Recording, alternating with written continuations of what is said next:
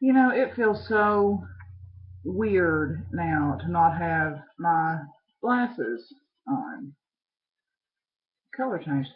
Um, I have gotten myself so used to wearing them that now when I take them off, not only do I think I look funny, but I see funny.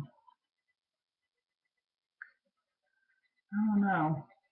And for some reason, I don't know. Today, when I look in the mirror, I see my mother. That's not a bad thing. That's not a bad thing, but I don't know. You ever had those days? You're like, I see my mom. Maybe it's the gray hair. I don't know. Could be not. So I just went downstairs and I figured out the windshield wipers that I bought last week. That you know what? I don't know what it is. Like I said, it's one of those things you don't buy windshield wipers all the time, and so I have a tendency to forget between changings uh, how to do it. You know, so it looked like it was going to rain this morning, and I said, well, I don't want to get caught out in the rain with my one windshield wiper that the rubber was coming off of.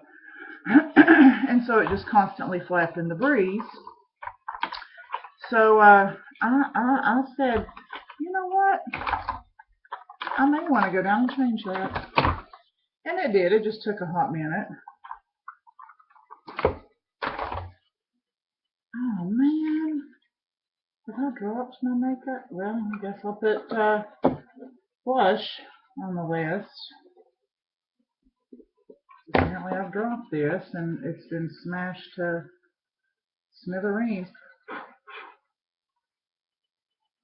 Let me just put a little bit on because I don't want to make a mess. And I need to get some new lipstick because number one, I can't find the tube that I had. And number two, it's good to have variety. I tell you what I miss. I miss going and getting Estee Lauder lipstick. Because kids, I'm going to go ahead and tell you right now, if you want lipstick that does not come off, Estee Lauder does not come off. That stuff, you can put that stuff on in the morning, and honey, you can go bobbing for apples, and you'll still come home at the end of the day. Honey, these glasses, you'll come home at the end of the day with your lips. How in the hell did these glasses get so dirty? I wondered why I was having such a hard time seeing. Now I know. I think also, if weather permits, I'm going to go to the park for a little stroll after I get done at the Walmart. I kind of wish that Prestonsburg had a decent Walmart just because it would make my life a little bit easier. Because I could just go down the road here a piece, but I'm not gonna lie to you, it sucks pretty bad about it. So you kind of have to go to the Paintsville. If you're feeling froggy and you have time, the Louisa Walmart is actually really nice too, but I'm not driving all the way to Louisa. I'm kind of digging the cut today. She cut a little bit more off of it last week. I usually keep it much shorter in the back, but this I'm dealing with it. And that purple shampoo seems like it's helping too. So she said a couple more whatevers, and we'd have the right color. And that makes me very happy. So I've made my little list for the Walmarts. I have found that I do much better when I make a list about it because otherwise I will forget. And I forgot to mention that when I went to the Walmarts on Saturday, I picked up a brand spanking new box of 64. I got this one because it has the built-in sharpener. Now they did have, I think, even a bigger box than this, which is like 144 colors.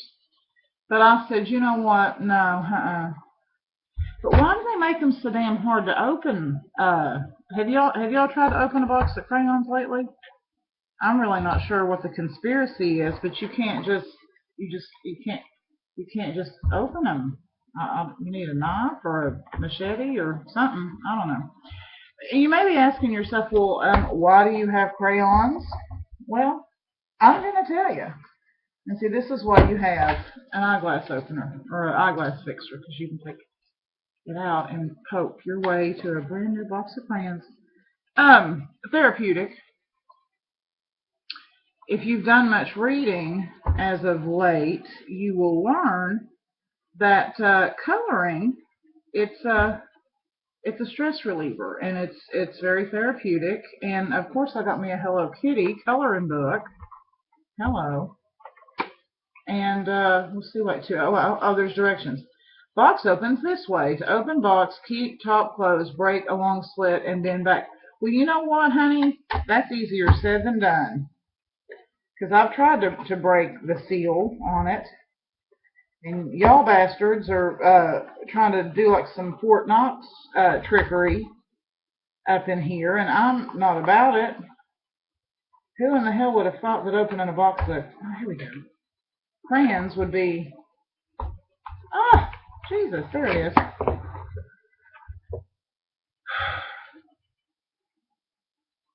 That smell, though. I had posted something the other day about how certain things, and I already forgot what point I was trying to make earlier, so we'll just move on. I had posted the other day about how certain things will take you back to a certain time, or smells, or sights, or sounds, or whatever. But you know, when you open a brand new box of crayons, or I guess any box of crayons for that matter, I don't know about y'all, but it takes me back to childhood, and it takes me back to grade school, and it takes me back to Charles Russell Elementary, the grade school that I went to, and I can still, and that school's been torn down for years. I mean, there's a new one, obviously, in its place, but the school that I went to was like the old brick, two-story, a bajillion years old building, but I can still see everything in my head. The floors, the gym, the cafeteria, which is the same room, the principal's office, which I never really went inside of because I was always really, really good.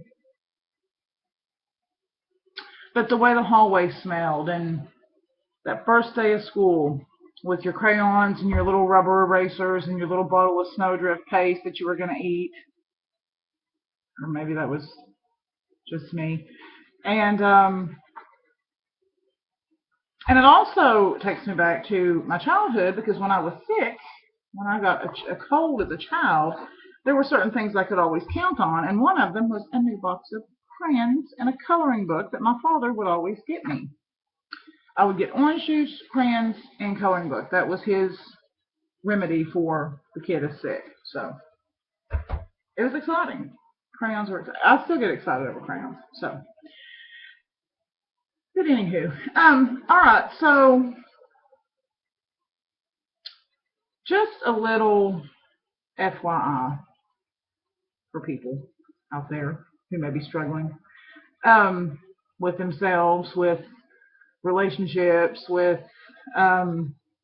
choices or decisions or anything that they have to make in their life.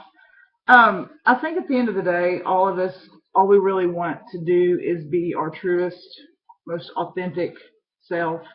And I think sometimes we get so mired down in the idea of what we would like to have or what we would like to see happen that we forget to really stop and appreciate the now that we have, and appreciate it for what it is and sometimes for what it isn't.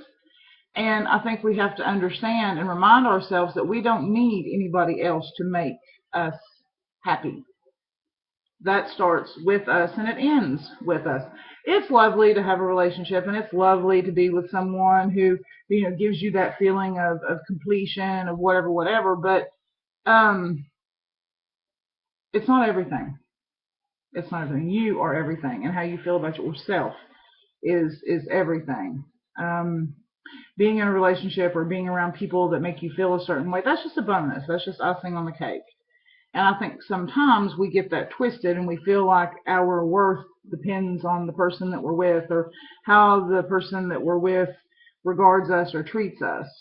And sometimes we feel that maybe we're not enough, or we feel that if we could change this, or if we can, you know what, we need to stop doing that, because who we are is fine. Who we are is okay. And I think really the best thing that any of us can possibly do is just kind of wake up and look at yourself. I mean, you don't got to get all Stuart Smalley. You can if you want, but just remind yourself that you're enough. You're enough for yourself, for everybody, for anybody, for nobody. Just you're enough, and just be yourself. Just be who you are. There are folks who are going to absolutely love you. There are folks that are going to want to slap the shit out of you.